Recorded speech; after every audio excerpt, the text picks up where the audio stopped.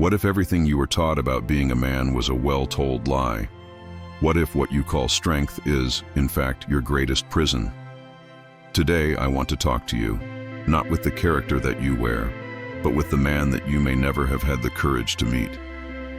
The question is, are you ready to face the mirror when no one else is looking? What happens to a man when he stops trying to be desired? He begins to see. Because desire is not only a fire, it is also a blindfold. While you sought to be seen, you failed to see. You missed the golden cage where they locked you up, made of likes, looks, empty promises, and instant approval. They hooked you on it. Masculinity has become performance.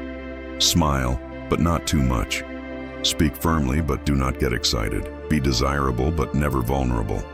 You became a character of a script that never wrote. But tell me, what if you tore up this script? Did you burn the whole script? What is left after the alpha male role turns gray? Perhaps what is left is the beginning of everything, the birth of the real man. Not the one that impresses, but what impacts. Not the one that seduces, but the one that transforms. Are you willing to unlearn everything they taught you about being a man? Because only then will you discover what has always been hidden behind your mask. Not the man who pleases, the man who is raw, unstable, uncontrollable, and therefore free. And if no one else admired you, would still admire yourself? The truth? Few men know who they are when the applause ends, when the woman leaves, when the group is silent, when the social network is quiet, because you have been taught to depend on the echo, the reflection, to be seen, liked, chosen. But see, a man who needs validation is never in charge. He is a slave, a servant of the eyes of others. At any moment, someone can push the button, and it dismounts. Do you know to exist without being observed? This is the prison that no one tells you. You do not live, you perform. Every thought gesture, every edited phrase, every choice contaminated by the fear of not being accepted. But let me tell you a secret. The validation that comes from outside will never fill the hole that opened up inside. You don't need to be chosen. You need to choose yourself. You need to unlearn the addiction of acceptance, break the cycle of note me, and enter the space of enough for me. But how, you ask? How to stop seeking approval? The answer is hard: silence, loneliness, and presence. Stay with yourself until the pain of lack turn power, until the cry for attention to shut up and give way to a voice that is only yours. This voice does not need to scream. She does not seduce, please, beg. She just says, I am, with or without applause, with or without audience. What if I told you that your greatest power is exactly what you try to hide? The desire. This raw impulse, wild, hot. From a young age, he guided you like a crazy compass. They told you it was normal, that it was the engine of life. But no one told you that this engine can take you into the abyss. You are not weak because you feel desire. You are weak when you are his slave. When everything you do revolves around who you attract or who you want to attract. But what if that desire could be redirected? Not repressed, not denied, transmuted. The desensualized mind is not a cold mind. It is a free mind. It does not run after pleasure, it rebuilds, converts the fire of the flesh into focus light, transforms the drive into production, conquest, construction, legacy. Have you tried to stay a few days without chasing stimulus? No hunting look, no feeding fantasy. In the first days, it seems that something is dying. But what dies is your addiction. The dopamine addiction, the obsession to be seen. And what is born is clarity. It's direction. It is that deep silence where true men hear themselves for the first time. Do you want to be desired or do you want to be feared? Because the man who masters his impulses dominates reality. He becomes unpredictable, and the unpredictable is dangerous. It is magnetic. It is respected. When was the last time you did something that wasn't a reaction to anyone? Not because someone hurt you, not because you wanted to prove something, not to impress, nor to be remembered, but because something inside you just had it done. It's rare, because almost everything you call freedom is just reaction, an emotional push disguised as choice, a response to abandonment, a barely disguised scream behind a new car, a desired woman, a molded body. Do you act or just react? Men without a center live around others. They live hostage of expectations, ready to explode or implode at the slightest rejection. But if I don't react, who am I?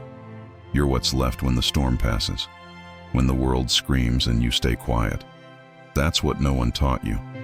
Real freedom is not in doing what you want.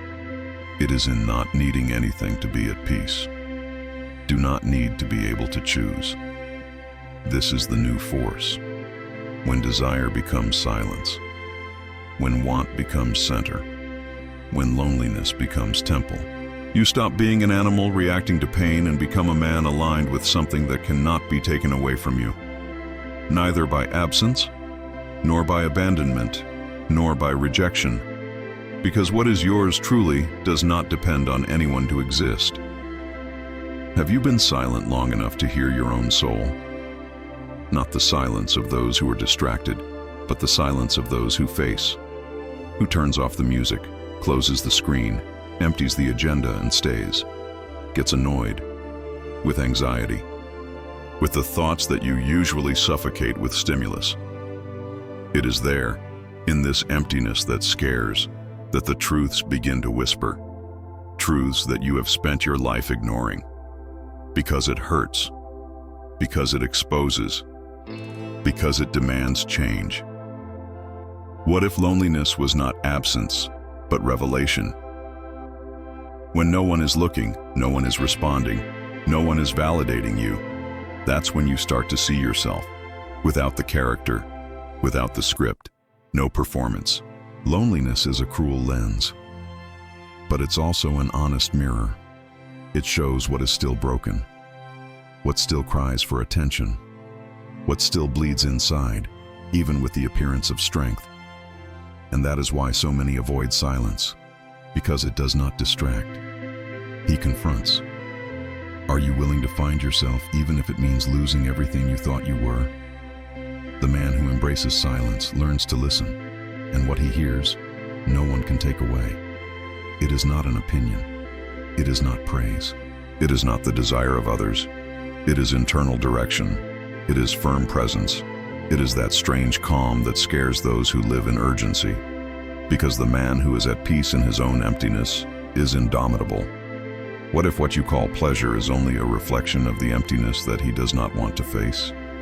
You wake up and already seek stimulation, notification, message, someone who sees you, someone who wants you. A touch of dopamine just not to feel the silence. They hooked you on it, on the blink, on the like, on the instant feedback. And they called it connection. They called it freedom. But look deeper. How many of your actions are actually choices and how many are just automatic reactions in search of relief? Have you ever caught yourself opening an app without thinking, rolling the screen like a zombie, looking for the reflection of other lives and feeling your most empty yet? It's not pleasure.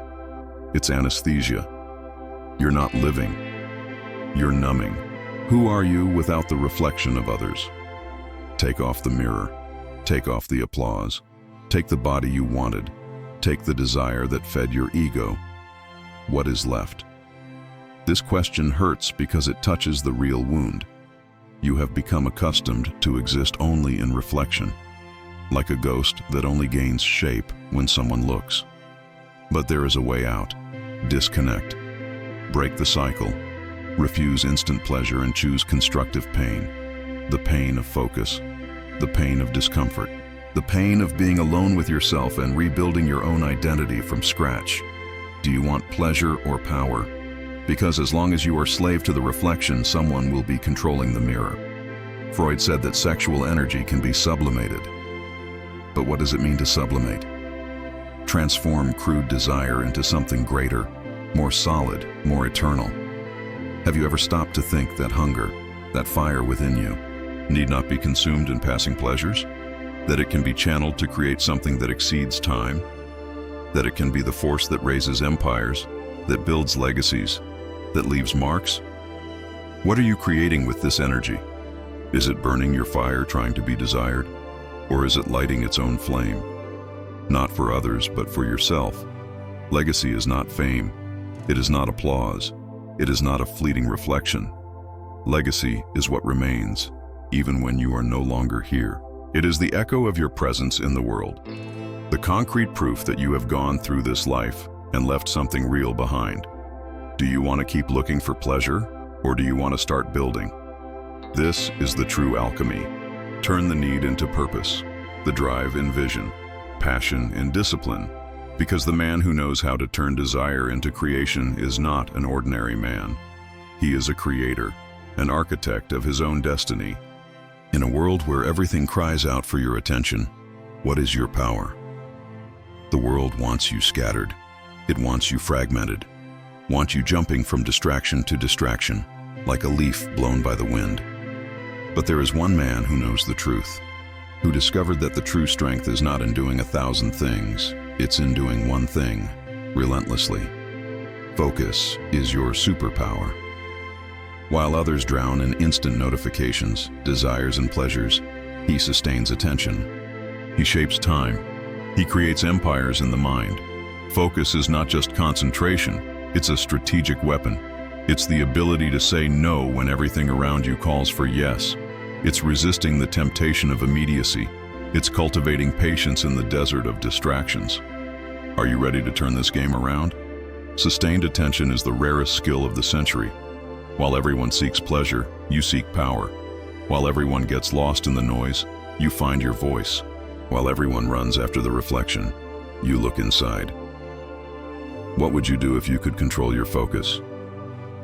The answer can change everything. It's not just what you say, it's like you say. It's the impact your words leave. It's the silence between them, the strength in the pauses, the weight of each syllable. The deep-seated narration is direct, it's poetic, it's fierce. It doesn't ask for attention, it demands. It doesn't beg for empathy, it imposes respect. Short phrases that cut like blades, metaphors that light up fire, questions that do not let slip. Are you really listening, or just waiting for your turn to speak? This is how deep identification is born. That rare moment when the viewer is not only an ear, but a participant, who feels the voice as if it were his own. Are you ready to be that man? The man who speaks with authority, who carries his truth with courage, who dominates his world because he dominates his mind. This is the tone of the video that viralizes. It is the language of transformation, of the man who does not accept crumbs, who does not settle for little. It is the sound of power emerging from within, and the invitation for you to join this journey. Now I ask you, how many parts of this text confronted you, nudged you, showed you truths that maybe you still did not want to see? If a sentence crossed you, stay, reread, feel, and answer yourself. Do you want to continue being reflection or finally become root? If this message touched you in some way, like it, share it with someone who needs to hear it. I see you in the next video.